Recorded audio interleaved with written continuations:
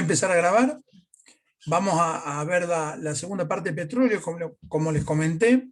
La semana pasada lo que estuvimos viendo era cómo se encontraba el petróleo en la naturaleza, los análisis que se hacían, para tratar de encontrar en qué trabajaba un geólogo y qué trataba de buscar dentro del yacimiento. Y una vez que encontrábamos eso, era el proceso de extracción, realizar el pozo por un método convencional o uno no convencional, que les comenté que en la actualidad el 90% de los pozos de petróleo son no convencionales, utilizando el sistema de fracking para la extracción del mismo, que era una perforación con un solo pozo, y después se hacían pozos a 2.000, 3.000 metros de profundidad hacia los laterales. Entonces hacíamos la extracción del petróleo a partir de un solo pozo y no tantos pozos. Paso posterior era la extracción, que había extracción natural por la misma presión que hay en los subsuelos, y si no había extracción mecánica, y había alguna extracción ayudada por neumática, que hacíamos inyección de aire, e hidráulica, inyección de agua para hacer el arrastre del petróleo que está dentro de un pozo. Paso posterior a eso, habíamos hablado un poquito del petróleo en Argentina y todo lo que sean los oleoductos o gasoductos que nos llevaban todo nuestro sistema troncal hacia las destilerías. Y las destilerías es donde realmente se toma el petróleo al oro negro famoso y se lo transforma en infinidad de subproductos. 400, 500 subproductos, que es lo que hacen las grandes destilerías, que como comentamos, acá en Argentina teníamos un fuerte polo petrolero en la zona de Bahía Blanca. Si alguna vez van a Bahía Blanca, cuando ingresan, como si vinieran del sector de Buenos Aires, se me borró, ¿cómo se llama la ciudad? Pero no me acuerdo. La ruta le pasa al lado y van a ver esta misma foto como muy similar. También tenemos de este tipo de polos petroleros en la zona de Berazategui, Berisso, ahí en Buenos Aires. Tenemos algo un poco más chico, pero también muy importante en San Lorenzo, al lado de Rosario. Y también tenemos esto en Luján de Cuyo, en Mendoza, y algo en el norte, en Jujuy. Pero la parte más fuerte se la lleva Buenos Aires y el puerto, y Bahía Blanca y el puerto. El de San Lorenzo, Rosario, es bastante importante. ¿Me están escuchando ahí, no? ¿Se escucha más o menos? Sí, profe. Bárbaro. Bueno, ¿qué es lo que va a hacer una refinería de petróleo? ¿Cuál es el gran trabajo de la refinería? Es destilar el petróleo, es separar el petróleo en distintas partes, ¿está? Y como dije, 400, 500 o 600 partes, desde el gas natural a etano, propano, butano, naftas, querosén, gasoil, distintos tipos de aceites. ¿Cómo se logra eso? Eso se logra utilizando un mecanismo de destilación que con el petróleo nosotros mejoramos, pero que se conoce desde la antigüedad, porque cuando empezaron los primeros seres humanos a descubrir que en la fermentación de alguna fruta o los azúcares se obtenía alcohol, mediante la destilación empezaron a aparecer los primeros whiskies, o cañas, como le quieran decir. El proceso es muy simple y utiliza y trabaja sobre una variable que tiene el proceso, que es específicamente el punto de ebullición. Chicos, la respuesta para cualquier examen sobre qué variable actúa un proceso de destilación es sobre el punto de ebullición. Trabaja con el punto de ebullición de cada uno de los componentes que forman parte del petróleo, no la temperatura. Cuidado, la temperatura es una condición de proceso, pero sobre cuál es la variable que se trabaja es sobre el punto de ebullición, sobre la propiedad física que posee cada uno de los elementos. La nafta, que es una de carbono 8, tendrá un punto de ebullición, por así decirle, de 47, 48 grados, y la que lo sigue, la de 9, podrá tener un punto de ebullición unos graditos más, y la de 10 unos graditos más, y la de 18 carbonos, que son las grasas, ya tienen un punto de ebullición arriba de los 100 grados.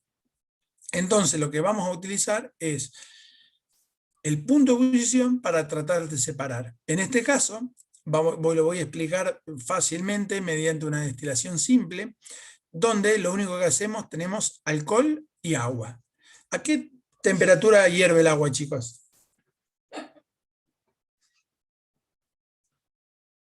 100 grados. 100 grados. ¿Y el alcohol, se dan alguna idea?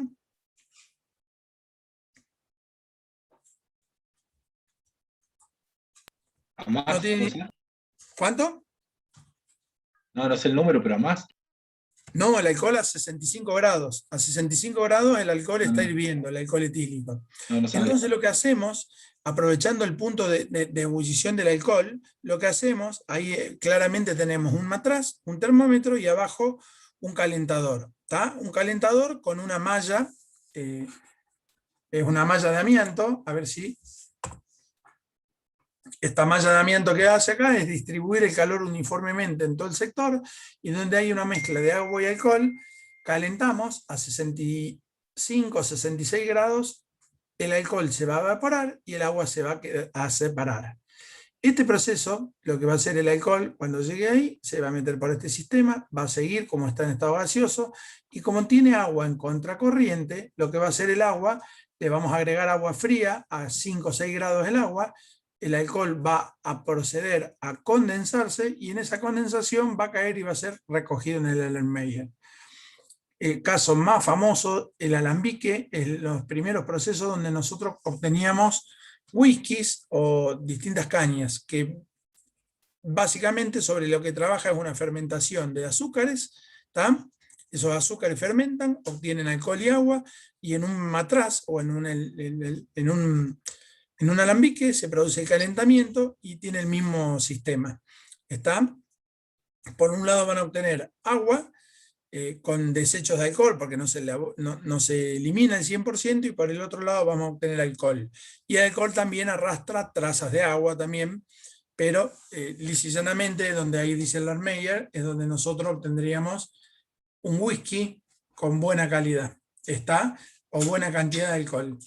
Bueno, eso es en lo que es una destilación simple, trabajando acá con solamente dos componentes, como es agua y alcohol.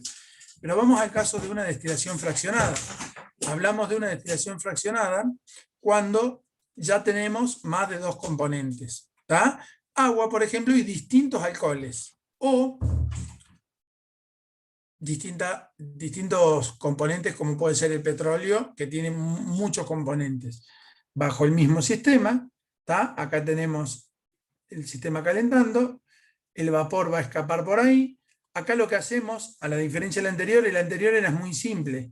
En la destilación fraccionada tenemos etapas, ¿tá? El alcohol se empieza a evaporar, sigue por acá, va perdiendo calor, llega por acá, sigue avanzando y sigue recorriendo todo este camino. En este caso, hacemos una sola recogida y es alcohol. ¿Qué hacemos acá? Una destilación fraccionada, mucho más, el porcentaje de alcohol puro que va a llegar acá va a ser mucho mejor que en el caso anterior, porque en este caso anterior, cuando una molécula de alcohol se evapore, como el agua también tiene presión de vapor, va a intentar escaparse algo de agua. Y bueno, cuando es una destilación simple, la destilación simple llega rápidamente acá. ¿Tá? Cuando una destilación es fraccionada, que tiene que pasar varios caminos, el agua misma va a ir condensando y va volviendo. Lo que no condensa es el alcohol, y vamos a obtener mucho mejor calidad del producto final en una destilación fraccionada. Esta destilación simple, ¿tá? O destilación fraccionada, es un proceso netamente físico. No hay reacción química. Y es importante entender esto, porque en el primer proceso de cualquier destilación de un polo petrolero o una destilería, lo único que hacemos es una separación física, y lo vuelvo a repetir, aprovechando el punto de ebullición de los distintos elementos presentes dentro del petróleo. No trabaja sobre otra variable. ¿Está? Lo que sí, es importante conocer qué variables de proceso tenemos en ambos sistemas. Una de las variables del proceso fundamental es la temperatura, porque lógicamente si la temperatura se me eleva del punto de ebullición del compuesto que yo quiero separar, primero que voy a arrastrar componente que no quiera, más de lo normal. Y después, sobre estos lugares, voy a llegar hasta acá y no voy a tener un perfecto condensado, con lo cual va a haber sobrepresiones y demás cuestiones. La segunda es el control del refrigerante. Si el refrigerante no está en relaciones de caudal y temperatura correcta, no va a refrigerar como quiera, no le va a quitar cantidad de calor a mi producto y voy a llegar al final, sin esto condensado. Y si otra vez lo que está ahí adentro, en este caso que es alcohol, no llega condensado, acá empiezan a haber sobrepresiones y el producto se me viene hacia atrás. Temperatura del componente. Caudal y temperatura del refrigerante, porque no es lo mismo acá meter agua a 5 o 6 grados que meter agua a 70 grados centígrados, no va a refrigerar. ¿Estamos? Condiciones de presión del sistema. El sistema tiene que estar a una presión constante, ¿tá? Y en este caso es una destilación muy simple, pero tengo que tener válvulas aliviadoras de presión, reguladoras de presión que me permitan en todo momento trabajar con la misma presión. Vieron ustedes en química general, en primer año, claramente que la presión depende, perdonen que es Ricardo.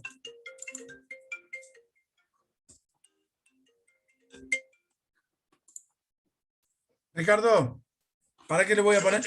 Bien.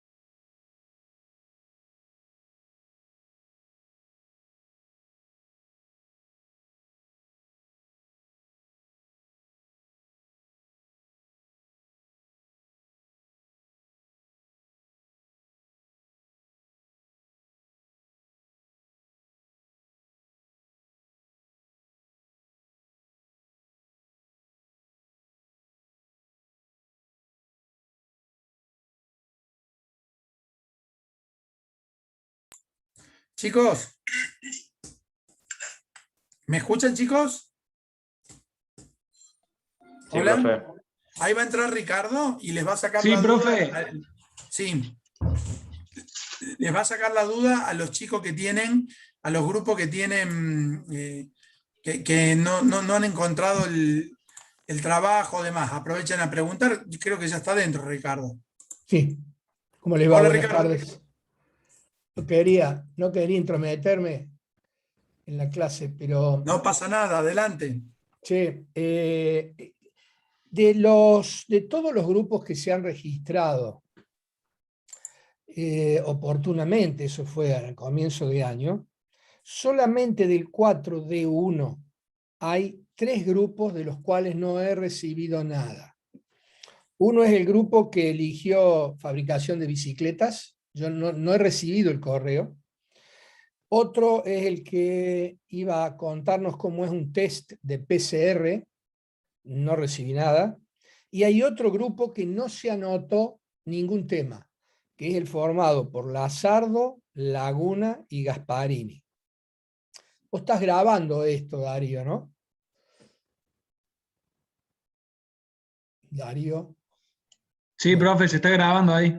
Ah, ok. No, para que le Ricardo, quede los silencié nombres. justo para que por las dudas, pero sí estoy Está, grabando. pero bueno, a ver, del 4D2 tengo todos los que se habían anotado. Ahora, si hay algún grupo que en su momento, y esto estoy hablando del mes de abril y mayo, no se anotó, y yo no lo tengo registrado, no puedo. Ahora, a nadie, le pido disculpas, a nadie le hice el recibido, porque el día 30 de julio vencieron los de ustedes de cuarto año, y me vencieron también la entrega de los borradores de los trabajos de segundo año de mecánica. Entre ambos cursos suman 400 alumnos y más o menos unos 90 grupos. No les pude contestar a todos. O sea, estoy contestando los que voy corrigiendo. Creo que de industrial debo haber corregido 2 o 3 grupos, nada más por ahora. Este fin de semana seguramente todos los profes le vamos a pegar más y vamos a hacerle algunas respuestas. Lo poco que he visto, muy bien. O sea, uno le agrega un poco les propone unas mejoras. He visto también lo que les ha contestado Darío. Los trabajos están bien hechos, o sea, el concepto lo tienen, ya se va formando esa habitualidad de trabajar en presentaciones. Bueno, no sé si alguien quiere aprovechar y plantear alguna duda, alguna pregunta.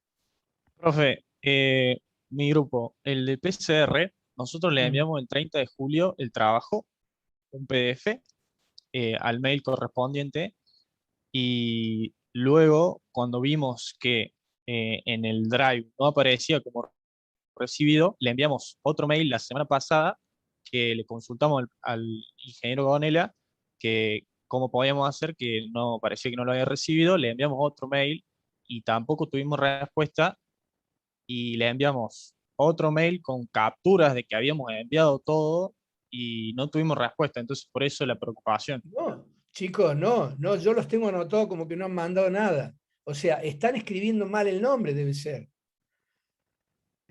Profe, yo soy el que le mando los mails. Yo, Sí. además de mandarle a su casilla de la facultad, rbonayuti@frc.utn.edu.ar, le mandé también a su casilla personal, la que es con Gmail, por las dudas de que a la otra fuera incorrecta. Y tampoco, no sé si en esas reviso, pero no. No, muchachos. Sí, les estoy diciendo que yo los tengo anotados. Hay 3 grupos del 4D1 que no han presentado ningún trabajo, lo cual me sorprende, les aclaro. Ricardo, Pero, a perdóname, ver, Ricardo. mándenlo de nuevo, pero verifiquen. Bonaiuti con una sola T, que a veces Ricardo, es un error frecuente. No, Vuélvanmelo sí. a mandar. Yo los tengo Eh, agendados como que no están. Mándenlo, no hay Ricardo, problema que esté fuera de fecha. ¿se me escucha ahí? Sí. Sí. Escúchame, yo no sé decirte de fábrica de bicicletas porque no me consta, pero del grupo de test PCR, a mí me consta que en algún momento mandaron y yo estaba copiado. ¿Qué me pasó? Se me explotó la casilla de correo, se llenó Bueno, y se me sí. puso todo en rojo. Yo empecé a borrar, yo los borré a los chicos de PCR, pero me acuerdo que llegó. Yo no he borrado a ninguno, pero pero les vuelvo a repetir, de 4D1, fábrica de bicicleta, están anotados y no he recibido el trabajo. Si lo han mandado, vuélvanlo a mandar, pero por favor revisen el correo. Mándenlo a Bonaiuti Ricardo, y yo puedo escribir acá en el chat, aunque no es mi cosa. Sí, ¿no? sí. Sí. Ahí va, para que no queden dudas. Bonaiuti Ricardo @gmail.com. Bueno, por favor, vuelvan a mandar, no hay drama que estén fuera de fecha, si nadie actúa con mala fe. Vuelvan a enviar. Yo les insisto, fabricación de bicicleta y test de PCR, no he recibido los correos, ni en uno ni en otro, porque tengo un programita que me los junta los dos y me los pone todo en una sola lista. Sí les digo, no les contesté a ninguno que había recibido, primero porque pensé que iba a poder contestar más rápido. Y dije, no, ya les contesto, pero la verdad que no hemos podido. Y hay otro grupo que no tiene ni tema.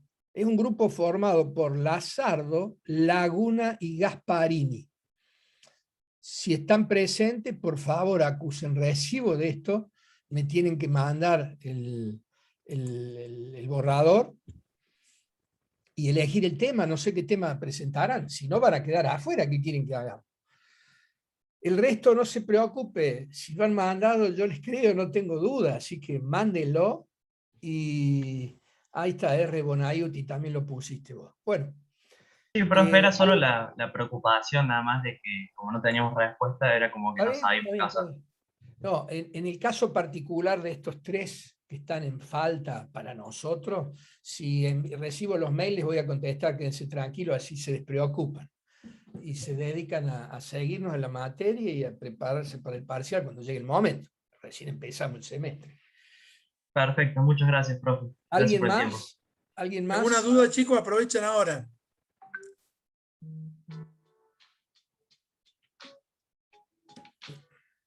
¿Listo? Bueno, gracias, Ricardo. Seguimos nosotros. Suerte, Nos vemos. diviértanse. Chau, chau. Cualquier Chau, cosa chau. me mandás Un audio WhatsApp, o un voy a estar mensajito. ahí.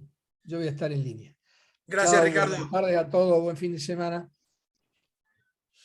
Darío, Sí. no sé si puede ver el chat ahora usted. A ver. Sí, ahí. Sí, ese mail que está ahí de gonel@frc.utn, Sí. etcétera, ¿es su Sí. mail correcto? Es correcto, sí.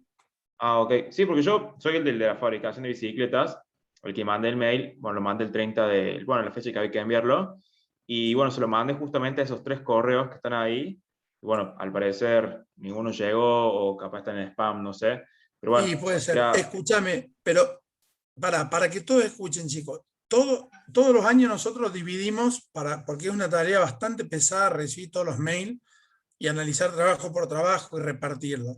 El año pasado me tocó a mí, ahora le toca a Ricardo. Reenvíenselo a él, por favor. Pongan en copia, no tengo ningún problema. Yo tengo imagen de que PCR lo vi. Lo que pasa es que a mí por eso Ricardo usa el Gmail, a mí se me llenó la casilla, tuve que borrar porque creo que la casilla de la Facu tiene 10, no sé, no es muy grande. Pero si la mandaste, quédate tranquilo. Yo yo utilizo otra política que es, yo respondí el año pasado uno a uno los mails, recibido gracias, y después para que estén tranquilos. Pero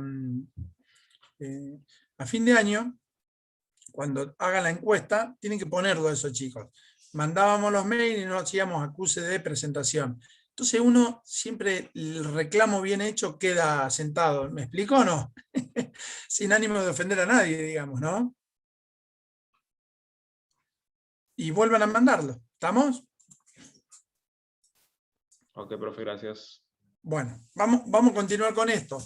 Yo decía que el proceso de destilación, ¿tá?, es un proceso, ¿tá?, netamente físico, la destilación primaria, tanto sea la simple o la primera que marqué acá,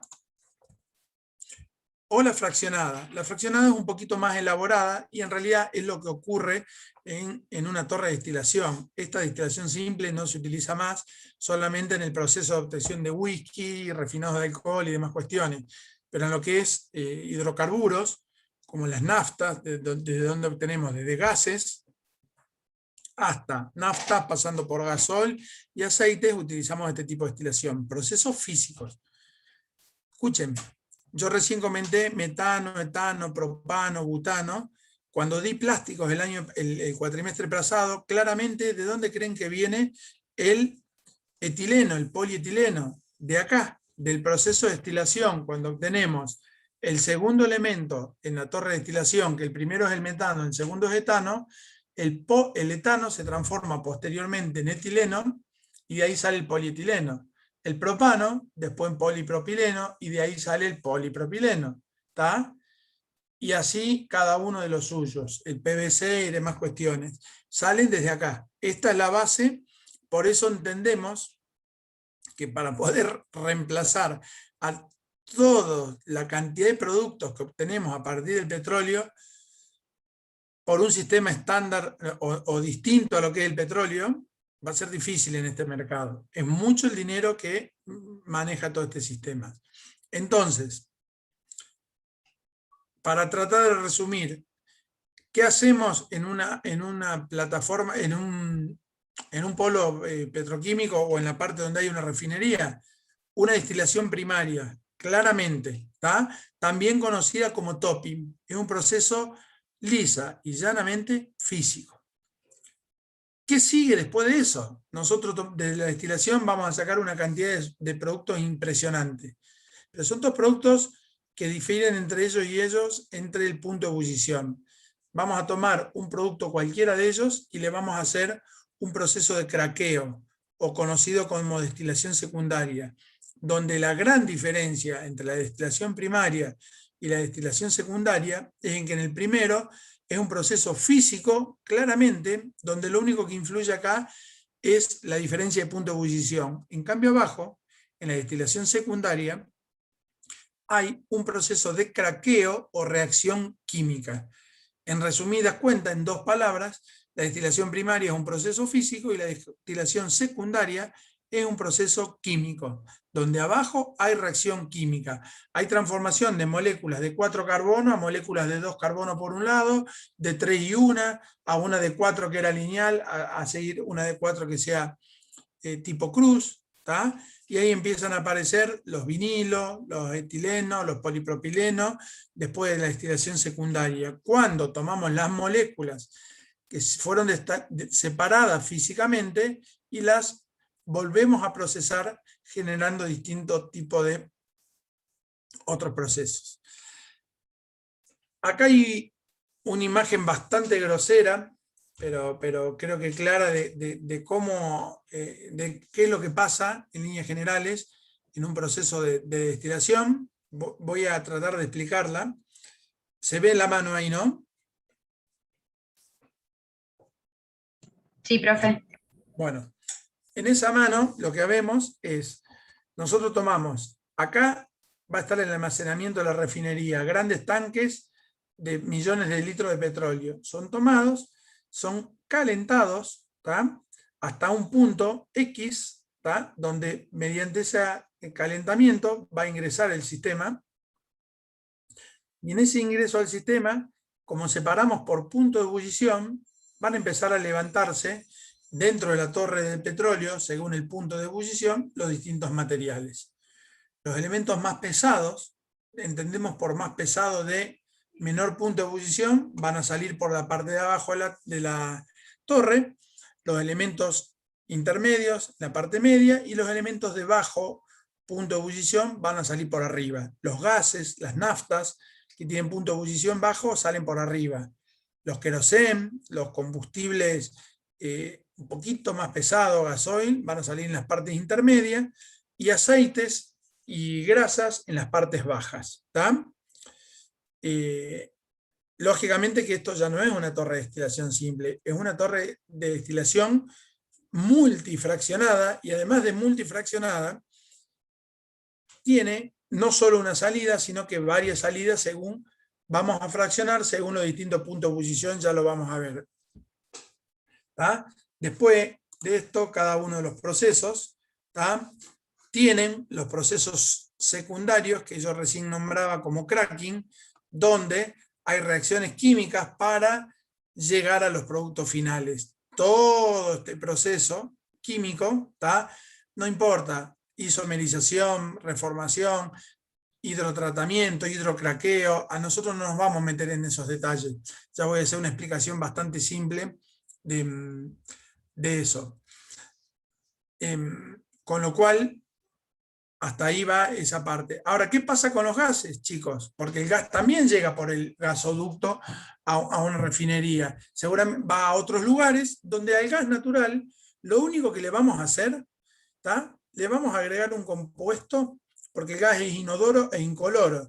Le vamos a agregar un compuesto para poder lograr odorizar al gas. Porque si no, si tuviéramos una pérdida de gas en cualquiera de sus casas, como no tiene olor, cuando se encuentre con una chispa, lo que va a hacer va a explotar. Entonces el gas natural no tiene olor naturalmente. El olor se lo damos a propósito para poder llegar a utilizarlo, ¿tá? Y después el gas se podrá licuar, ¿tá?, en forma de GLP, o se podrá utilizar como nos llega a nuestras casas en forma de gas natural. Bien, vamos a hablar un poquito de una destilación estándar, que es lo que vimos acá, ¿tá?, donde calentamos el petróleo y por puntos de ebullición va a ir separando, ¿tá? Esta es la misma imagen de la otra, la voy a pasar un poquito rápido, y me voy a parar esto. Esto es fundamental comprender que existe en una torre. Calentamos aproximadamente unos 400 grados centígrados, el producto va a entrar crudo en la parte de abajo, y como tiene varios componentes del mismo petróleo, ¿tá?, más de 100 y a veces hasta 500, depende, se va a ir separando por los puntos de ebullición. Los elementos más volátiles van a salir disparados hacia arriba.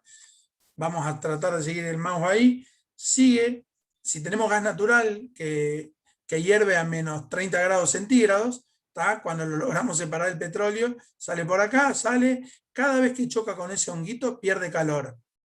Pierde calor, pero si estamos a 300 grados sigue en estado de vapor. Pierde calor, sigue en estado de vapor. Pierde calor, sigue en estado de vapor. Llega a 20 grados centígrados y sigue en estado de vapor, con lo cual se pierde.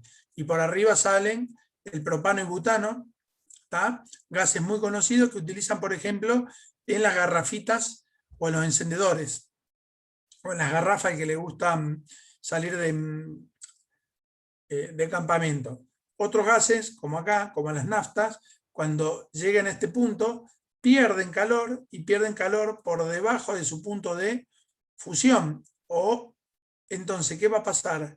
Acá se van a transformar en líquido, y cuando intenten volver a bajar, como esto es una trampa que lo deja pasar pero no lo deja volver así de fácil, va a caer y va a drenar por este sector. Lo mismo pasa abajo, y así sucesivamente. Cada una de estas etapas de proceso de destilación es una trampa donde, una vez que lo que venía en estado gaseoso se logró condensar, y una vez que se condensó, no vuelve a meterse por ese lugar y vuelve a ir para abajo, sino que simplemente va a inundar este sector y va a salir en estado líquido a un proceso posterior de craqueo, de hidrorefinación, de lo que fuere.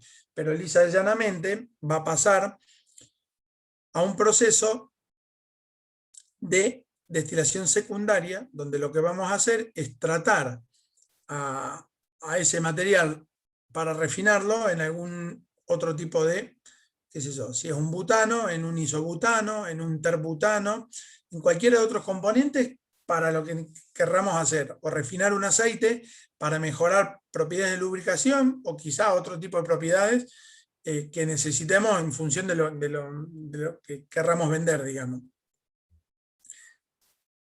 La refinación de naftas ha cambiado mucho durante el último tiempo. La del diésel o del gasoil también ha cambiado mucho, ha mejorado mucho los aceites, sobre todo en el proceso de los motores y la duración de ellos, depende de todo este proceso. Y si usted mira las propagandas que constantemente en este país, por ejemplo, larga YPF, es mejoran el combustible con respecto al octanaje, se logró. Lo que hacen en el proceso secundario que viene posterior a este paso, en el craqueo,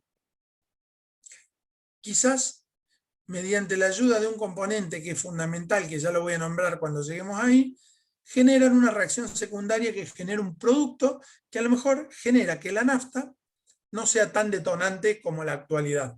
Uno de los problemas que tiene la nafta es la capacidad calórica que tiene.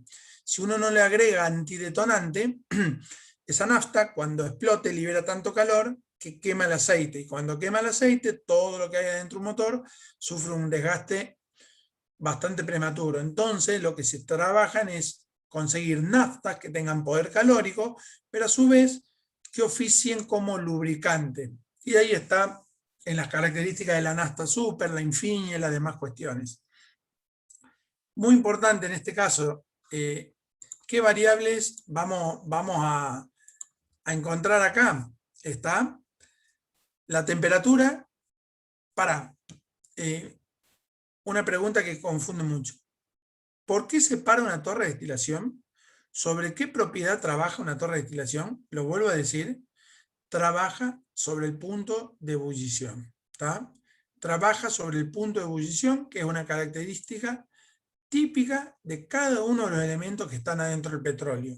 Tenemos dentro del petróleo hay material que ebulle a menos 30 grados centígrados, como material que tienen ebullición de 400 grados. Es sometido dentro de una torre de destilación múltiple fraccionada, donde en cada una de las etapas tengo distintas temperaturas, genera la separación física. ¿Tá? Entonces, ahora sí, las variables del proceso, la temperatura es fundamental. ¿Tá? Un exceso de temperatura va a producir que mucho material que tiene que ser separado en este sector, ¿tá? Como tengo temperatura de más, se va a ir por el otro lado, entonces donde tengo que largar naftas, puedo llegar a obtener trazas de gasolina más pesada, ¿tá? O querosenes, o aceites que, porque esto se me descontroló la temperatura, se vaya. Uno, control de la temperatura, de la presión, fundamental. Había algunos ejemplos en química general de dónde hervía más rápido un huevo, si en el Aconcagua o acá, o qué pasaba en líneas generales en Córdoba con respecto a Buenos Aires, a cuánto hierve el agua. Bueno, como el punto de ebullición depende directamente de la presión externa, el manejo y el control de la presión acá es fundamental. En una torre de destilación atmosférica, el control de la presión puede ser fundamental porque si se me eleva la presión acá adentro, el punto de ebullición disminuye y puedo tener, en estos casos, gases en el sector de donde yo realmente tendría que tener otros materiales. Entonces, temperatura, control de temperatura. 2, control de presión. Variables. 3, flujos o caudales que ingresan y salen de la torre. Porque si los caudales que ingresan o salen de la torre son mucho más grandes, son mayores, o viceversa, son menores, la cantidad de calor que le puedo dar puede ser mayor, y como tiene mayor cantidad de calor, otra vez puedo arrastrar materiales acá no deseados, y si la cantidad de calor es menor, puedo a su vez dejar materiales no deseados. ¿Tá? ¿Qué otra variable de proceso tenemos acá? Fundamental, la calidad, ¿tá? O el grado API del petróleo que yo alimente ahí. Ojo con el grado API. Nosotros comentamos la semana pasada que el grado API medía la densidad del petróleo. Había petróleos asfálticos, ¿tá? Había petróleo de buena calidad, de alta calidad, o petróleos mixtos. Bueno, hay que tener claro bien la densidad del petróleo, porque si meto mucha cantidad de petróleo asfáltico, voy a obtener mucha cantidad de este tipo de petróleo pesado acá. ¿Tá?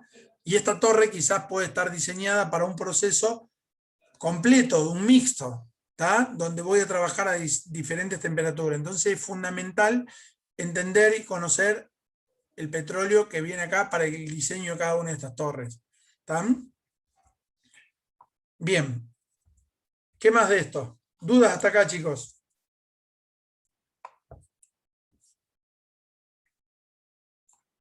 ¿Algo?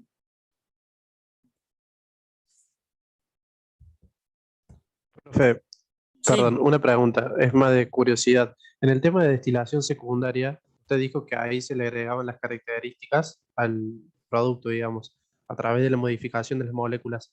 Pero digamos, ¿cómo sería el proceso en esa destilación secundaria? Ahora la vamos a ver. ¿Está?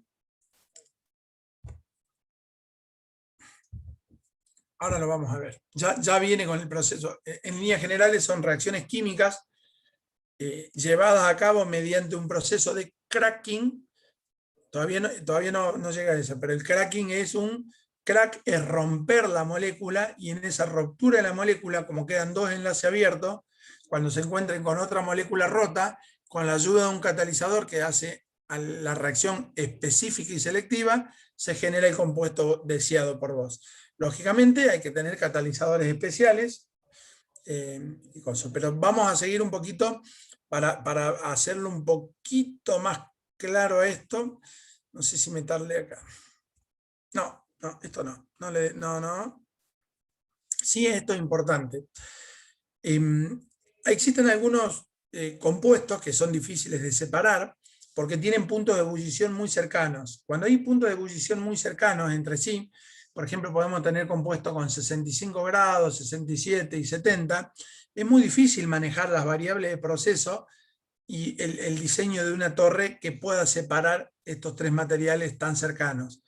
Lo que se utiliza entonces son destiladores de vacío. ¿Qué hace el vacío? Contrario al control de presión, que mientras más presión externa, la presión de vapor se achica, ¿tá? Cuando yo hago vacío, aumenta la presión de vapor de los componentes. Y al aumentar la presión de vapor de los componentes, la distancia y los puntos de ebullición cambian. Por ejemplo, había un caso muy conocido, yo puedo transformar el hielo en gas sin pasar por el estado acuoso. O sea, tomo un cubito de hielo y lo transformo en gas sin pasar el estado gaseoso. ¿Cómo se logra eso? ¿Está? Y a temperatura ambiente sí, pero alto vacío. ¿Tá? Tomo un cubito de hielo, ¿tá? Lo meto dentro de una cuba de vacío, y como ahí no hay presión atmosférica, el hielo a temperatura normal o el agua ahí va a hervir a 20 grados centígrados. Si adentro tengo más de 20 grados centígrados, el hielo no pasa por el estado gaseoso, sino que hace una volatilización directamente. Pasa de hielo, de sólido a gaseoso. ¿Tá? ¿Por qué? Porque el punto de ebullición del agua a una condición atmosférica prácticamente vacío, lo que vamos a obtenerla es que hierva el agua a 25 o 24 grados. Entonces, si donde yo la meto está mayor de esa temperatura, el agua se evapora. ¿Está claro, no? Otro ejemplo claro es el tema de estar en el Aconcagua y calentar agua a 60-65 grados, a esa presión atmosférica, el agua se evapora. ¿Tá? Por eso el ejemplo clásico de ¿dónde hierve más rápido un huevo? Si acá en Córdoba o en el Aconcagua. En el Aconcagua nunca van a lograr hervir un huevo, porque el agua hierve a los 65 grados, entonces el huevo no se va a hervir nunca. Cuando lo rompan siempre va a estar el huevo vivo, digamos, van a tener que estar 3 días dándole calor, y el huevo cuando lo rompan va a estar en su estado natural. En cambio acá en Córdoba, como el agua hierve a 98, 99 grados, le damos calor, y el agua, todo el calor del agua, en vez de ser utilizado para evaporarse, se lo transformamos en huevo y lo transformamos en huevo duro. Bueno, este mismo proceso es utilizado en una torre de destilación con alto vacío. Se generan vacíos, entonces compuestos que estaban muy cercanos entre sí, como cambian sus puntos de ebullición y normalmente disminuyen drásticamente, además de disminuir, se separan. ¿Está? Al separarse, podemos separar compuestos que normalmente salían en conjunto. Entonces, mejoramos la calidad de subproductos que obtenemos. ¿Está claro más o menos qué es lo que hace una destilación al vacío?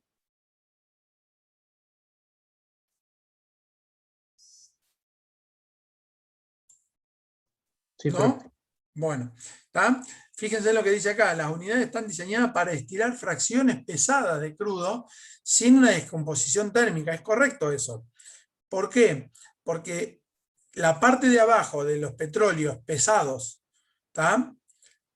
Donde tengo aceites de mucho peso molecular y que tienen puntos de ebullición tan cercanos, si yo lo quiero separar y le doy temperatura y le doy temperatura y le sigo dando temperatura, va a llegar un momento en que lo que se produce ahí es una descomposición térmica de mi componente y no una separación.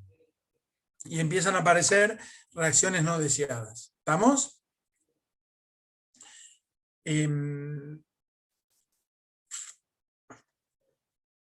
Fíjense, acá está el proceso de cómo funciona en estado normal. Una destilación atmosférica a temperaturas normales, 370 grados, separa, bien claro, por arriba salen las naftas y los gases, queroseno, gasoil y abajo el fuel oil. Como el fuel oil todavía sigue teniendo grandes cantidades de material, lo metemos en una destilación al vacío, ¿está? Y ahí podremos separar aceites lubricantes, miren, liviano, medio de pesado. Y abajo sale el asfalto o la famosa brea que ustedes conocen. Entonces, la destilación al vacío, en líneas generales, lo que va a hacer como ayudar con la misma variable que una destilación primaria, pero a su vez quitándole el control de la presión para transformarlo en un vacío, separar compuestos de punto de ebullición muy cercanos, que si le intento dar temperatura, como claramente decía la filmina anterior, los voy a descomponer térmicamente. Bien. Esto no me interesa, y ahora sí vamos a ver lo que es el proceso del cracking. ¿Qué hacemos en un proceso de cracking? La palabra lo dice claramente, crack es romper, ¿tá? Moléculas para transformarlas en moléculas de distintos componentes. Hay un ejemplo muy claro donde transforma esto se llama octadecano, lo transforma en un tipo de nafta, ¿tá? Que se llama octeno, otro tipo de nafta que se llama octano, metano, ¿tá? Gas natural, y coque o carbono. ¿Cómo se genera esto? Se ingresa el fuel oil, miren la temperatura, 500 grados centígrados, cuando una torre de destilación trabaja entre 370 y 390, y miren la presión, chicos, 20 atmósferas, ¿tá? La rueda de su auto se infla a 2 atmósferas. Entonces el equipamiento que hay que trabajar para trabajar a 20 atmósferas es muy importante en el diseño y sus condiciones de trabajo. Y fundamental, la otra gran variable que tenemos ahí, es la utilización del catalizador. ¿Qué era un catalizador?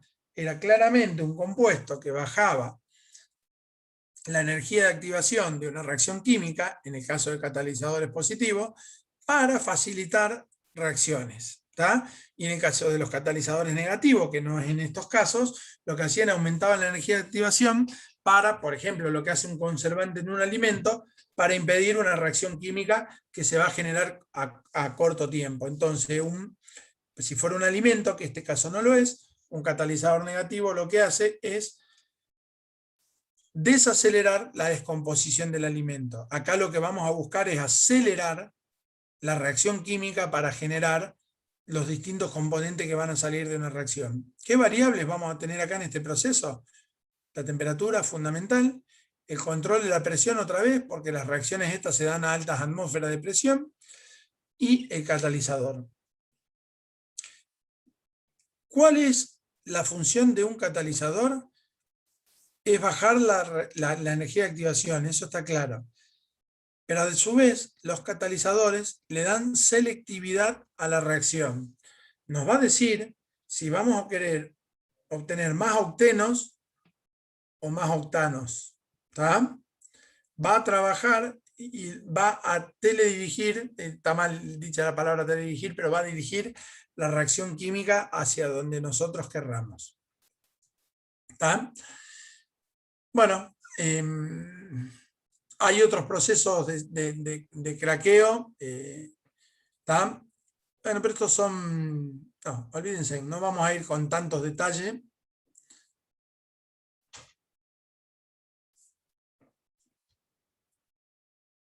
Esto pasa.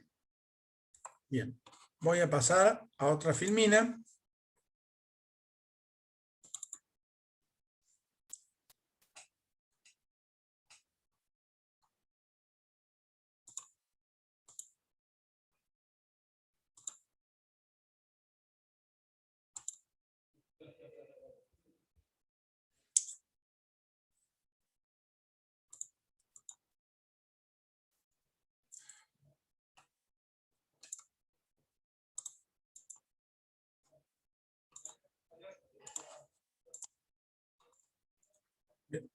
¿Qué están viendo ahí, chicos? ¿Están viendo lo que comparto esto? Sí, profe. Ahí vemos claramente en este proceso, ¿tá? un polo petroquímico donde hay una destilería. Esto lisa y llanamente son los depósitos de petróleo. Acá llega el petróleo, ¿está? De acá va a los procesos de torre de destilación, ¿está? Y en las torres de destilación hay procesos primarios, procesos secundarios, ¿está? Y hay depósitos secundarios donde irán las distintas naftas, los querosenes, los diésel, los lubricantes, los aceites, y esto va directamente a proceso posterior. Acá también llegan normalmente los gasoductos y de acá se genera el gas licuado, ¿tá? O el tratamiento que le hacemos al gas para darle olor, ¿tá? Para poder transportarlo y que llegue al lugar de consumo final, ¿tá? El gas no sufre ningún otro tipo de procesos. No utilizamos al gas metano para ningún tipo de reacción química. No tienen nada, sí se le quita un poco de azufre, pasa por procesos donde se le saca la humedad, ¿tá? Pero solo lo único que se le agrega es un compuesto cuaternario derivado del amoníaco, que lo único que va a hacer es generar olor, ¿tá? Esto es lo mismo que estuvimos hablando, ¿tá? Del proceso de cracking, bueno, previo a la destilación primaria, lo que es un craqueo térmico, pirólisis, pero no hay tantos detalles de acá. Sobre esto no vamos a hablar nada. Los distintos derivados, para hacernos alguna idea, todo esto lo conocemos, ¿tá? Que sale normalmente de un proceso de destilación simple, ¿tá? Pero de esos procesos de destilación simple, la primera parte de derivados, cómo mejoramos o cómo agregamos valores agregados hoy a todo este tipo de componentes, es mediante craqueo, ¿tá? O destilación secundaria, mediante la cual nosotros rompemos moléculas para generar nuevas moléculas de distinto peso, de distinta estructura, para mejorar calidad de nafta, calidad de queroseno, calidad de gasoil o calidad de fuel oil, mejorando no solo su capacidad calorífica, sino, por ejemplo, en las naftas, mejorando su punto antidetonante, que no sea, que tenga tanta detonación. A ver, si tenemos un auto de carrera, lo que menos quiero yo es que sea antidetonante, pero si tenemos un auto de calle donde me interesa que no haya un desgaste prematuro del motor, vamos a utilizar algún derivado de este tipo. Con respecto a los lubricantes, para la obtención de lubricante, fundamental la destilación al vacío, porque los lubricantes son materiales bastante pesados, de puntos de ebullición muy cercanos. Necesitamos la ayuda de una destilación en vacío para que no tengamos que someterlo a un proceso de alta temperatura para poder separar y generar rupturas. ¿Está?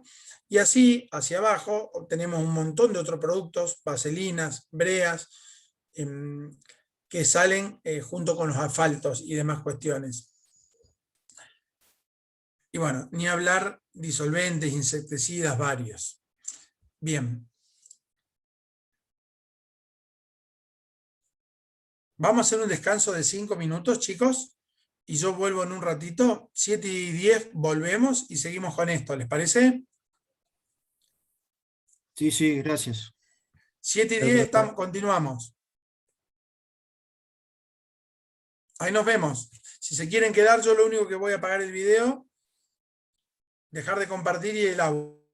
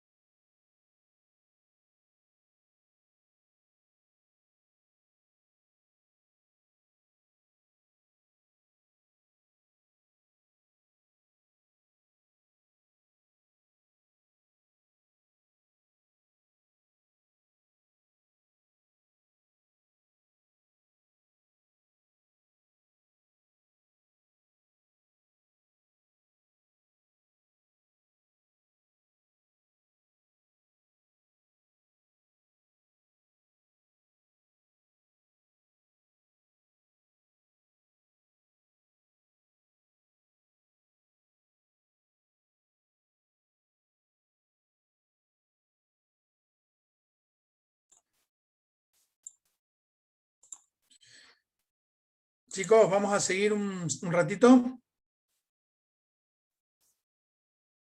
¿Me escuchan? Sí, sí.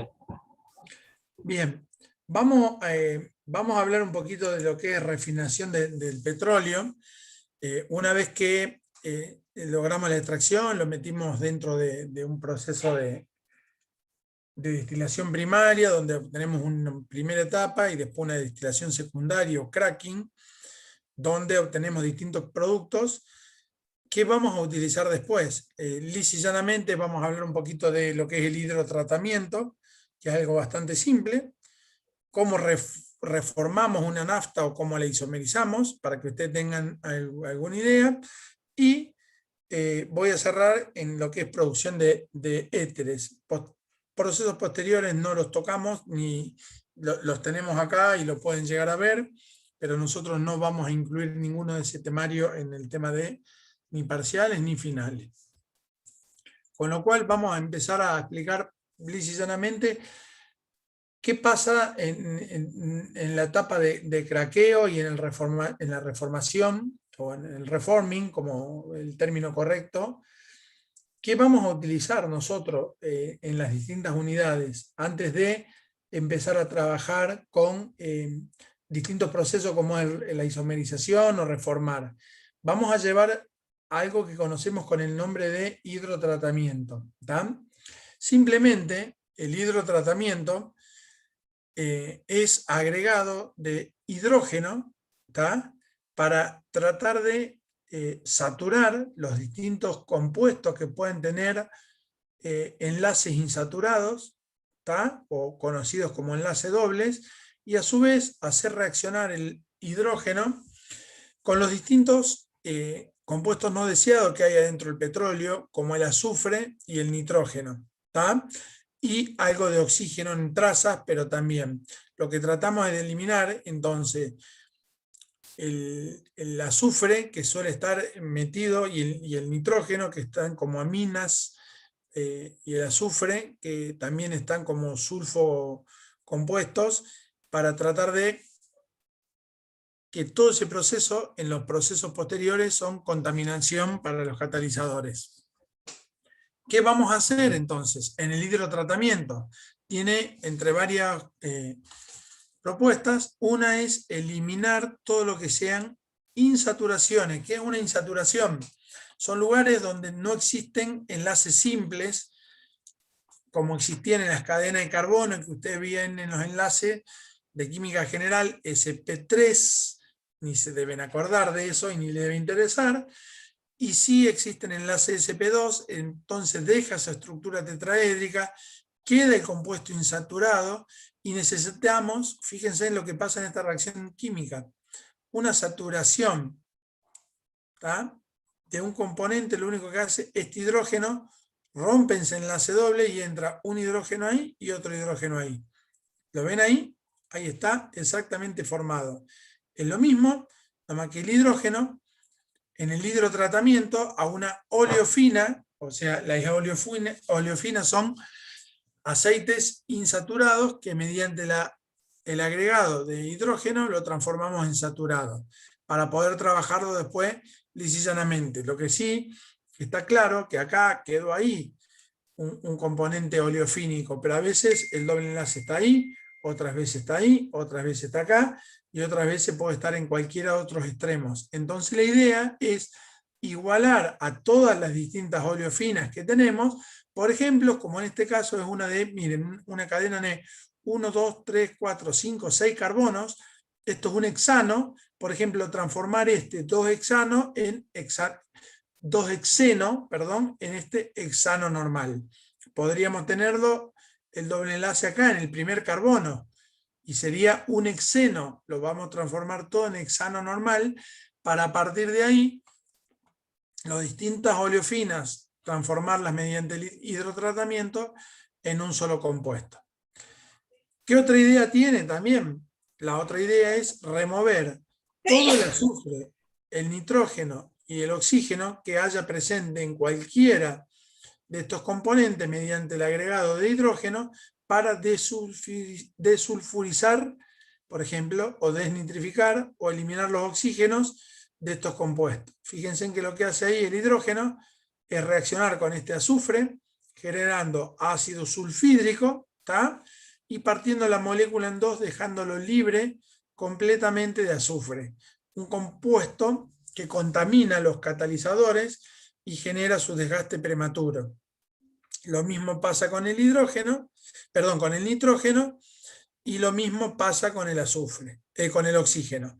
Lo que buscamos entonces mediante el hidrotratamiento es transformar a cada uno de estos compuestos que salen en los distintos sectores en algo más estándar o más simple, donde si bien de cada uno de los productos que salen de una torre en un momento fraccionado, podemos tener adentro 5, 6, 10 o 15 compuestos donde tenemos insaturaciones de doble enlace o azufres, nitrógeno, oxígeno que pueden llegar a molestar, y en el proceso de isomerización o reformado obtener distintos componentes derivados de reacciones secundarias no deseadas. Entonces lo que hacemos, en pocas palabras, en un hidrotratamiento es una reacción donde mediante el agregado de hidrógeno, ¿tá?, se hacen remociones de dobles enlaces, azufre, nitrógeno y algo de oxígeno. ¿Tá?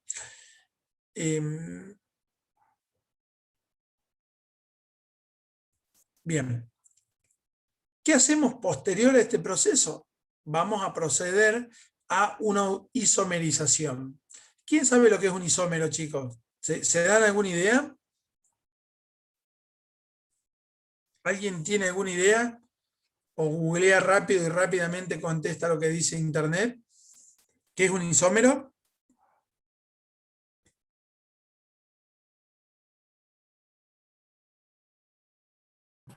Es un mismo compuesto, pero con otro orden molecular. Muy bien. Un isómero son compuestos que tienen misma fórmula química, pero distinta estructura molecular. ¿Está? Con lo cual suelen tener propiedades físicas muy parecidas y propiedades químicas no tan parecidas, pero en líneas generales podríamos decir similares. El proceso de isomerización que nosotros le vamos a hacer a nuestras naftas, vamos a generar naftas de distinta composición química, pero con la misma fórmula, donde mediante esa isomerización vamos a lograr distintas mejoras, distintas características al momento de querer conocer qué cantidad de calor vamos a, por ejemplo, a querer formar. Acá hay un ejemplo claro. Acá tengo una parafina, ¿tá?, lineal de 8 carbonos. ¿Tá? Carbono 1, carbono 2, acá vienen 4 carbonos iguales, carbono 7 y carbono 8. ¿Tá? En el proceso de isomerización, lo que hacemos nosotros es mediante temperatura y un catalizador. Fíjense lo que hacemos. Esto es lineal. Lo transformamos en, miren, acá había 1, 2 y 4, 5, 4, 6, 7, 8 carbonos en forma lineal. Lo transformamos en un compuesto isomérico, en la misma parafina, nomás que este carbono, en vez de estar acá en forma lineal, ¿tá?, transforman algo que se llama isooctano. Un compuesto o una nafta que cambian las temperaturas, cambian las condiciones en las cuales la liberación de calor cuando se produce la explosión de la nafta dentro del motor. Por ejemplo, hablando de nafta. Y acá hay otra parafina, ¿tá?, que es el hexano, donde hay 6 átomos de carbono, una a continuación de la otra, y mediante una reacción química de isomerización, lo transformamos en este compuesto que se llama benceno, bastante conocido y bastante utilizado en líneas generales en todo lo que es pegamento, a través de él, o en solventes, a través del otro componente que se llama tolueno, muy conocido y muy utilizado hasta hace años atrás, y un compuesto que hoy prácticamente está prohibido, el tolueno, pero era muy utilizado en el poxipol, que ustedes, y el poxirram, por sobre todas las cosas, perdón, no poxipol, no poxirram, muy conocido porque era una forma de drogarse que utilizaban la gente de bajos recursos, por el poder solvente del tolueno. Bueno, ese tolueno se obtiene lisa y llanamente de una reformación o isomerización del hexano, donde el catalizador lo que hace es rompe estas cadenas generando un compuesto isomérico. Misma fórmula, distinta distribución espacial, podríamos decir. ¿Está? Lo mismo que he explicado acá. ¿Está? ¿Qué hacemos luego que se hizo la isomerización o el reforming de un material? Lo llevamos al proceso de blending, donde blending simplemente es el proceso de la unión de distintas naftas para obtener la nafta deseada. Hoy en el blending se utilizan, por ejemplo, los agregados de alcohol. Saben ustedes que las naftas, en Argentina, existe una ley que hay que agregarle una composición de alcohol derivado de la producción nacional a partir de azúcar, que se obtiene sobre todo en el sector de Tucumán y demás. Hay que agregarle ese alcohol deshidratado a las naftas, y está bastante de moda porque hace un tiempito existía una ley que hablaba del corte de las naftas, y ahora el año pasado el Congreso es como que quiso quitar esa ley, y hubo una fuerte inversión en los últimos 10, 12 años a nivel nacional en industrias locales para transformar, por ejemplo, el azúcar en alcohol, para meterle el corte de las naftas, y en el tema de maíz, también para transformarlo en almidón de maíz y generar alcohol, para meterlo a las naftas en el proceso de blending, o en el tema del gasoil, el tema del biodiesel, para meterle un corte de biodiesel dentro de los gasoil. ¿Están enterados de algo de eso, de lo que es el blending, no? O el proceso que ahora está en pelea con todo lo que es pequeño, mediana industria que está generada en Tucumán. En Córdoba tenemos un montón, en el sur de Córdoba hay varias empresas de biodiesel que han hecho sus fuertes inversiones para trabajar en eso. ¿Están algo al tanto o nada?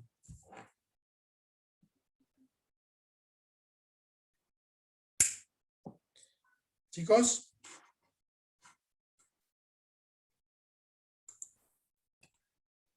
No, profe, ni idea. No, no conozco. Bien. Me alegra, qué bueno tener 25 años donde su única preocupación es la facu.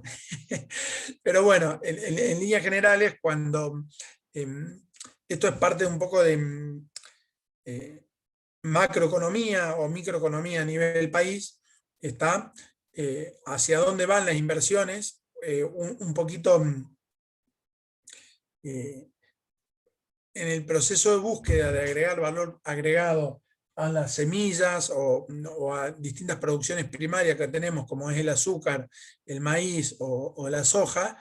Lo que se busca, que en vez de importar el azúcar directamente, en vez de importar el maíz o la soja, es leyes nacionales que traten de apoyar a la fabricación de subproductos que tengan alguna utilización de alguna forma en los productos que nosotros vamos a obtener. Y bueno, la ley que aplicaban a todo esto, a distintos cortes de naftas, a meter dentro del blending alcoholes derivados de azúcar, alcoholes derivados de jarabe de maíz o el almidón de maíz, o en el caso del biodiesel derivado de la generación de la reformación de la soja o del aceite de soja, lisa y llanamente, eran aplicados a estos procesos. Alemania trabaja fuertemente en el tema del biodiesel. Brasil trabaja muy fuerte en el tema de la econafta. Y bueno, Argentina venía bastante bien hasta hace un par de años, que ese proceso desconocemos el porqué. Desconocemos el porqué, la marcha atrás de todas estas medidas de Estado, en donde se impide que las producciones locales de Córdoba, específicamente en Tucumán, en Santa Fe, en el norte de Buenos Aires, agreguen valor, dándole libertad hoy a una petrolera para el agregado de alcohol. Puede decir si le va a meter un 12%, un 15% o nada, seguramente no va a comprar nada y va a producir que otra vez la soja se tenga que exportar sin agregar ningún valor agregado, que el maíz se tenga que exportar sin agregar ningún agregado, y lo mismo con el azúcar de la caña de azúcar generada en la zona de Tucumán y alrededores. Pero bueno, habrá que analizar cuáles son las causas. Ya se adentrarán ustedes un poquito más en este proceso. Lisa y llanamente de entender qué es lo que pasa con un poquito con la macroeconomía. Otros procesos que obtenemos ahí para mejorar la calidad de las naftas es la producción de un compuesto que se llama éter. Los éteres, pasos posteriores de las naftas, son reacciones que tienden a generar compuestos antiexplosivos. ¿Qué es un compuesto antiexplosivo? O antidetonante, el término más correcto.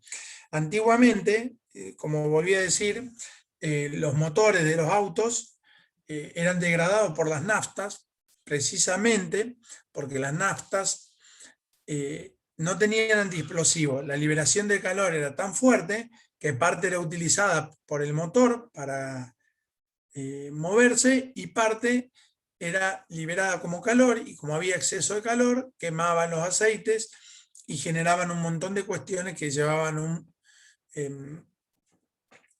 a un desgaste prematuro del motor.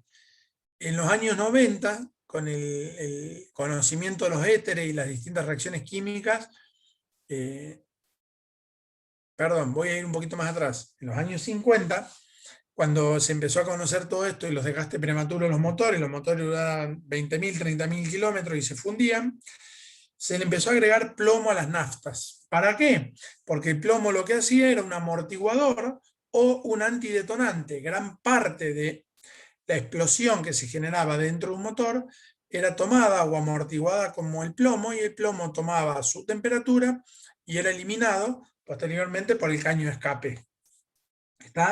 Todos conocemos el poder contaminante del plomo y los riesgos asumidos al cáncer, que son bastante bien conocidos por todo el mundo. Entonces lo que se hizo con este tipo de reacciones químicas es intentar producir éteres, que es un derivado de las naftas lisa y llanamente, que ingresado en el proceso de blending a las naftas, mejoran su producto antidetonante. Y hoy por hoy, ninguna nafta a nivel mundial tiene plomo. En los años 90, yo vuelvo a repetir, se empezó a poner de modo nafta sin plomo, nafta libre de plomo. Empezaron a existir normativas a nivel mundial donde le exigían a las petroleras básicamente ir sacando el plomo parte a parte. Creo no estar equivocado, hace más de 10 años que las naftas están libres de plomo ya en la mayoría de los países del mundo. Al menos Argentina ya no existe más el tema de nafta libre de plomo, sino lo que se utilizan son éteres que se agregan para mejorar la condición de antidetonante. ¿Está? Lisa y llanamente, ¿cómo se produce un éter? Ahí tenemos un éter que se llama MTBE, que es un éter muy conocido y muy utilizado en el tema de las naftas. La mayoría hoy de los antidetonantes que tenemos es éter metilterbutílico. No nos interesa que sepan el nombre, sí nos interesa que sepan cómo se produce. Se produce mediante la reacción del metanol, que es un alcohol, ¿tá? Y tampoco nos importa que se acuerden de ese nombre, de ese producto que se llama isobutileno. Ambos componentes, ¿tá? El metanol se produce normalmente o viene de la industria petroquímica, ¿tá? Uno de los productos, de las empresas que produce acá en Córdoba metanol, la tenemos acá cerquita en Río Tercero, que se llama Atanor, y el isobutileno lo producen normalmente también las empresas petroquímicas, como acá la tenemos Atanor, o las empresas que están por Buenos Aires y Bahía Blanca, y mediante la acción de un catalizador van a formar ese éter. ¿Está? Lo que hacemos, ahí abajo claramente dice, reemplaza el plomo, ¿tá? Como antidetonante, aporta oxígeno al combustible, ¿tá? Y también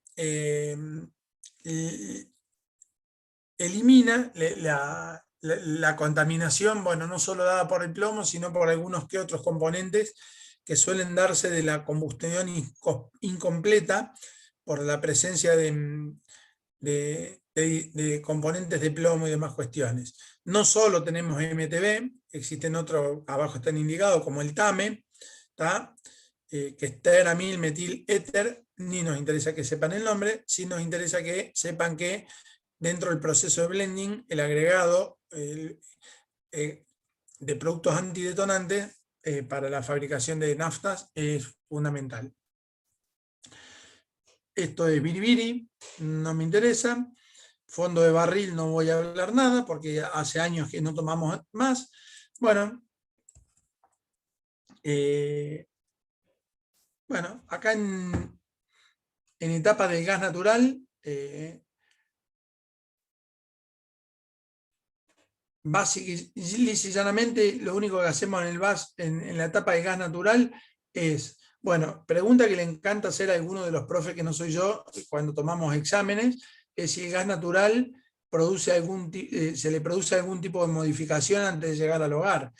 Modificación química, ninguna, ¿está? Pero sí, no puede salir del pozo petrolero e ir utilizado directamente, porque tenemos que primero deshidratarlo, ¿tá? Hay que eliminar toda la humedad, primero porque pierde poder calórico. Si el gas, así como sale de allá, de abajo de una plataforma, ¿tá? Nosotros no le eliminamos la humedad, perdemos poder calórico. Entonces no tendríamos algo constante. Después, endulzarlo se conoce como el proceso de eliminarle el ácido sulfídrico y el dióxido de carbono. Eso se produce directamente por enfriamientos abruptos. Un enfriamiento abrupto del gas genera que el ácido sulfídrico, que está en estado gaseoso, y el dióxido de carbono se congelen, y el metano, como tiene un punto de ebullición bastante superior, siga como en estado gaseoso.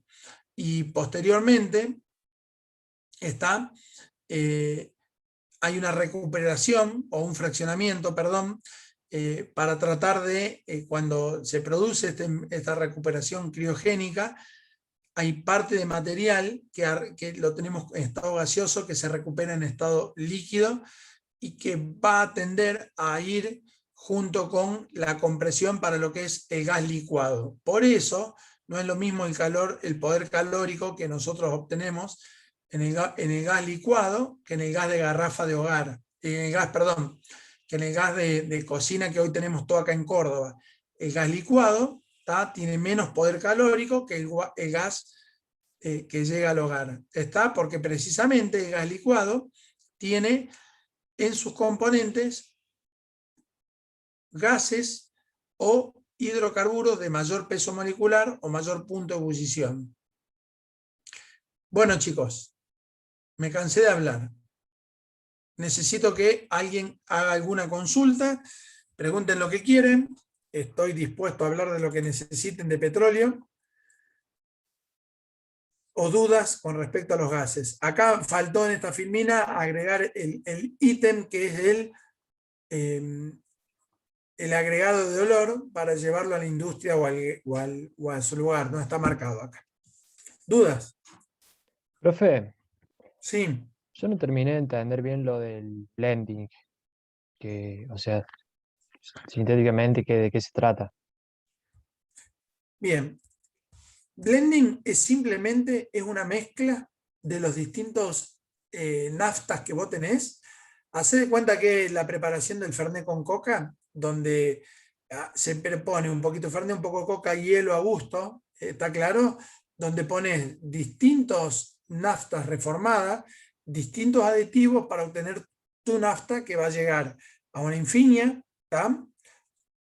A una nafta super, donde distintas componentes de distintos lugares de las torres de destilación van a llegar ahí.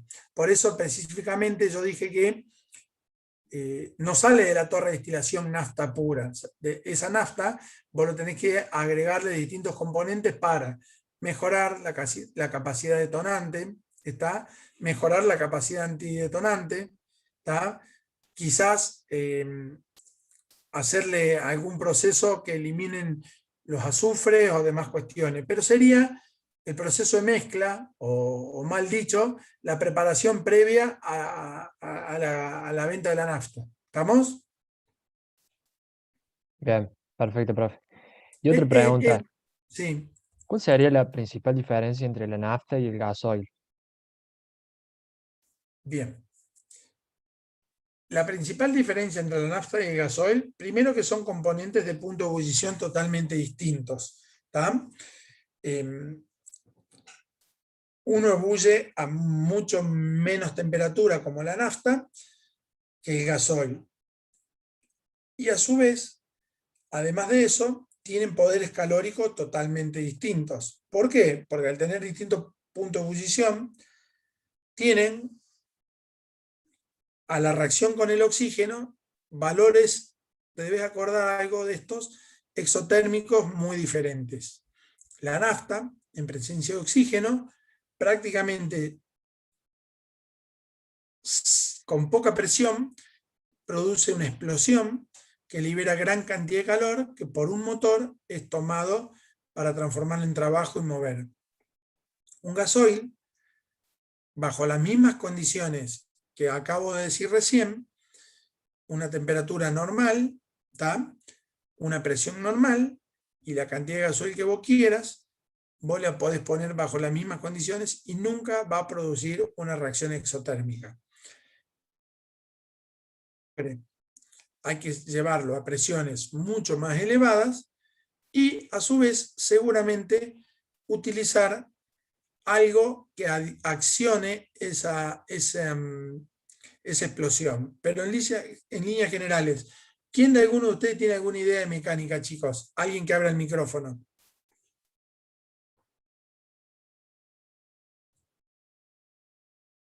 ¿Nadie? ¿Nadie? Están todos mirando el partido de a ver si River empata al Atlético Mineiro. No, ya terminó eso. ¿Usted qué habló, señor? ¿Tenés una relación? ¿Qué diferencia hay entre un motor diésel y un motor nafta? ¿Tenés algo de idea o no? No, profe, por eso, muy poco. Por eso le preguntaba. Bien. ¿Qué relación de compresión tiene un motor nafta y qué relación de compresión tiene un motor diésel? ¿Tienen alguna idea o no? ¿Nadie sabe eso? El motor diésel tiene mucha más relación de compresión, profe, ¿no? Bien, el motor diésel tiene mucho más relación de compresión. Por así decirlo, 9-1 contra 4-1.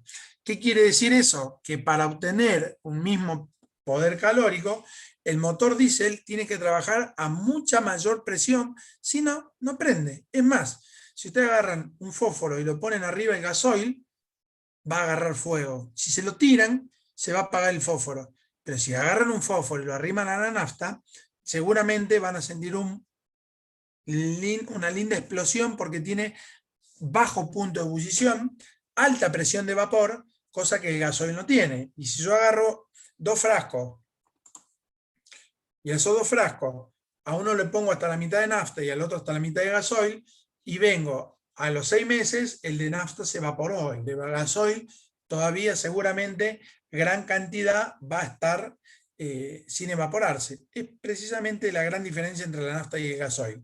El poder calórico, ¿tá? Porque un motor gasolero dura mucho más que un naftero, hay una sola cuestión. Como la nafta tiene mucho poder calórico, ¿está? lo que genera es una combustión descontrolada, y si los antidetonantes no funcionan como funcionan, el motor se desgasta prematuramente.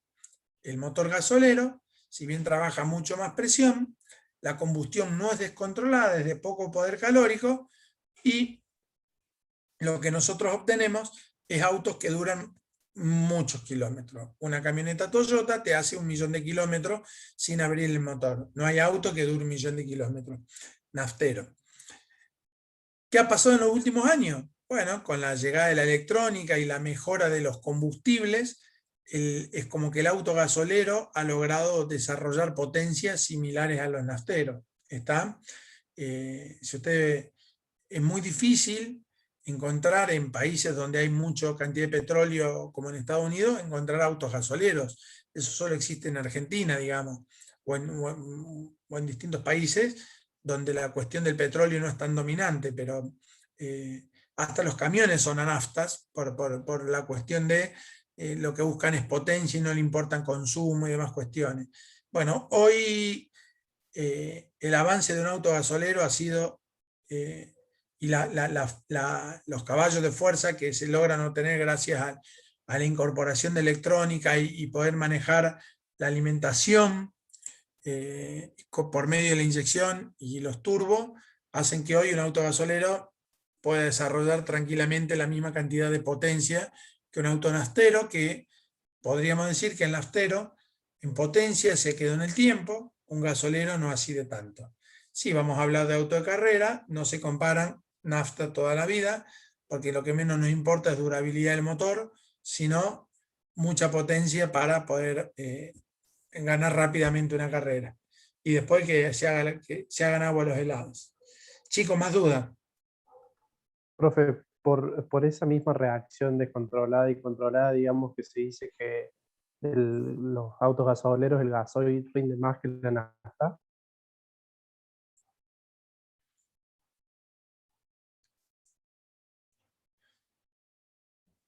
A ver cómo te explico eso.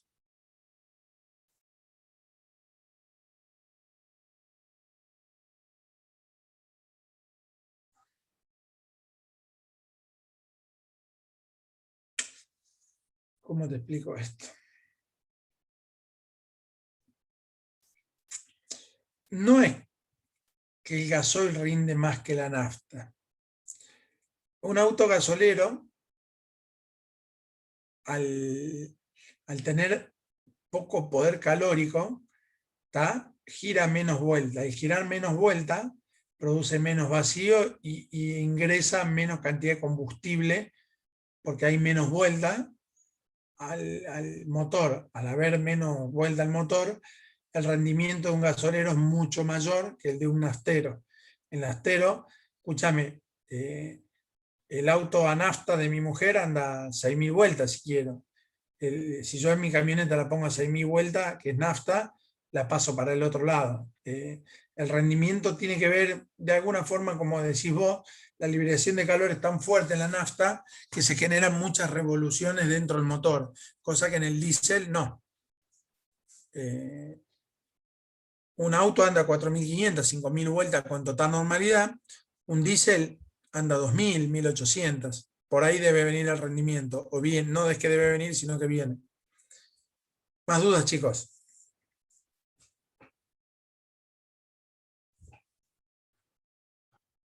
Profe, ¿puede ir de nuevo la filmina de isomerización?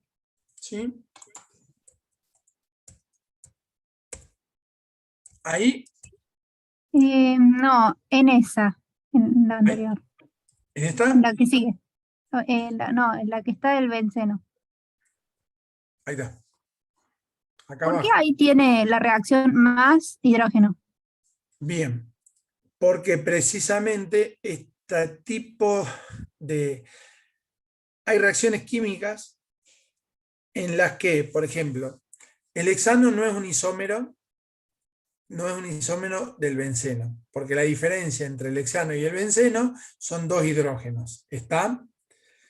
Estos componentes no son isómeros. Este es un reformado de una parafina. Esto es una isomerización, la de arriba, donde arriba sí tengo el mismo compuesto de los dos lados, pero distinta estructura molecular. Acá no tengo la misma fórmula química. Esta fórmula química es carbono 6, hidrógeno 14. Hidrógeno 14. Y esta fórmula es carbono 6, hidrógeno 12, más 2. Más hidrógeno. No, esto de abajo no es una isomerización. Es bien, claro, si no, no me daban. un reforming, es un reformado de eso, no te da. Claro. Bien. Y otra Bien. pregunta. Sí, Cuando hablaba de destilación al vacío, sí, se realizaba para separar o diferenciar dos compuestos que tenían puntos de ebullición similares. sí, es así. Si yo le es aplico, correcto. claro, por ejemplo, que tengan puntos de ebullición similares, si yo le aplico vacío, el cambio que me generan no será como proporcional o sea, No, no veo está muy bien. cómo lo diferencian. Bien, ¿cómo se diferencia? Se diferencian porque las propiedades, al aplicar vacío, lo único que hace es quitar presión. Al quitar presión te cambian los puntos de ebullición. Y en ese cambio de los puntos de ebullición está asociado directamente a algo que seguramente se deben acordar muy lisa y llanamente, muy lejano, que eran las fuerzas intermoleculares. Las fuerzas intermoleculares que gobiernan a la mayoría de los hidrocarburos son fuerzas de Van der Waals. Esas fuerzas de Van der Waals, o London, como se deben acordar, generan un distanciamiento en los puntos de ebullición, lisa y llanamente. Por ejemplo, si yo tuviera, mira, me voy a parar en el octano y el isoctano. Quizás el octano a temperatura normal hierva a 64 grados y el isoctano a 65. ¿Está? Como las fuerzas de Van der Waals son fuerzas de Van der Waals porque no hay ni puente hidrógeno, ni dipolo-dipolo, como ni se deben acordar. No, sí, me acuerdo. Bueno, al cambiar la presión exterior, la presión de vapor de cada uno de esos componentes va a cambiar. ¿Y qué va a cambiar? Que seguramente, vamos a pensar que bajar la presión atmosférica a la mitad, seguramente el octano va a hervir, en vez de 64 contra 65, te va a hervir a 50 contra 43. Se te empiezan a separar esos componentes. No es proporcional la bajada, no sé si me explico, no viene a 50 contra 49, sino que se te amplía, por eso se aprovecha esa propiedad de destilación al vacío. Claro, gracias. Bien. ¿Más preguntas, chicos? Es muy simple el tema de esto en el caso de un examen. No vamos a hacer preguntas con profundidad porque sería aniquilarlos y no es nuestro interés. Sí que sepan en línea general qué es una destilación, qué es un cracking, ¿tá? ¿Qué variables de proceso hay en una destilación? ¿Por qué trabaja la destilación y cuál es el fundamento? ¿Tá? Que una destilación primaria es un proceso físico, que una secundaria o cracking es químico porque hay una reacción química, que una de las variables que gobierna fundamental el cracking es el uso del catalizador, que le da selectividad, ¿está? Que es una isomerización, y lo único que logramos en una isomerización es transformar un compuesto químico de una determinada fórmula a la misma fórmula con distinta distribución espacial, generando así distintas propiedades dentro de las naftas o aceites en función de lo que quiere el cliente. Quizás mañana nos damos cuenta que el isoctano mejora el poder lubricante de la nafta y es lo que queremos para no tener detonaciones tan descontroladas dentro de un motor. Seguramente una nafta de un avión va a ir más por el normal hectano que isoctano, porque necesitamos mucha energía en los aviones, ¿está? Y los motores de los aviones no nos importa la composición, porque no son motores donde haya que salir a competir con un Fiat 1, con un Peugeot 208, sino lo que hay que hacer es tratar de conformar un motor que nos dure y la durabilidad no nos importa el costo, ¿no? El motor de un avión, nadie va pensando en el costo porque el costo del avión no influye el costo del motor, cosa que sí pasa en el auto, que es de consumo masivo. ¿Cuántos aviones se producen en el mundo?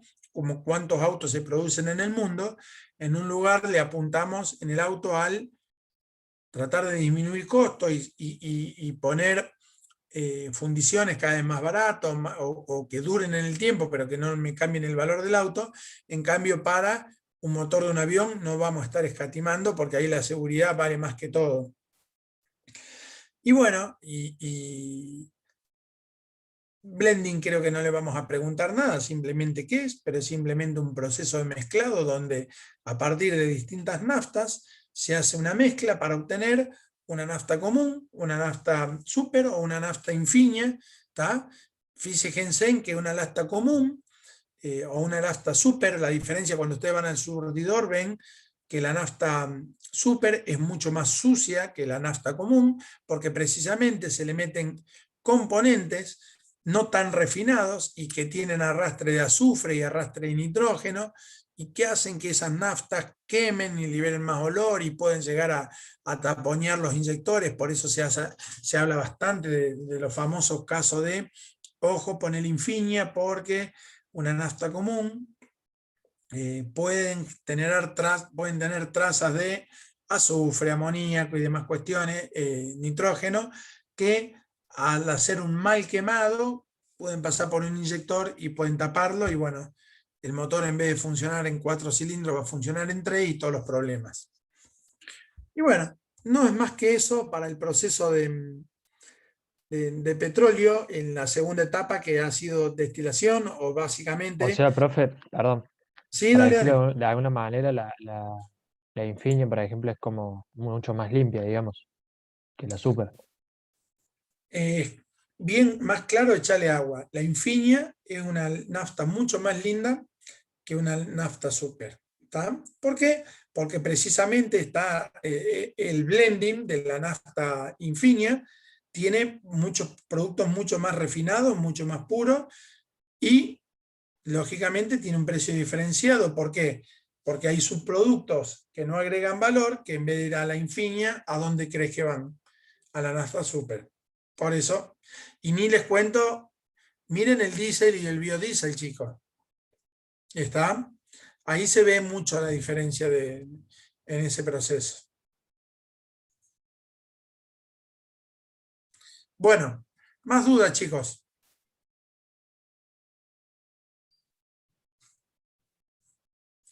Si no hay dudas, voy a dar la clase por finalizada. Mañana voy a subir el video. Y en la próxima clase seguramente van a seguir con César o el ingeniero Bonaiuti. A mí me queda una clase más para darle, que es lo que es recubrimiento superficial, pero mediante tratamientos químicos como es pinturas, niquelado, cobreado, zincado, pero eso va a ser, no creo el viernes que viene, sino va a ser de acá un par de clases. Así que bueno, si no hay dudas, los dejo y nos vemos en unas clases.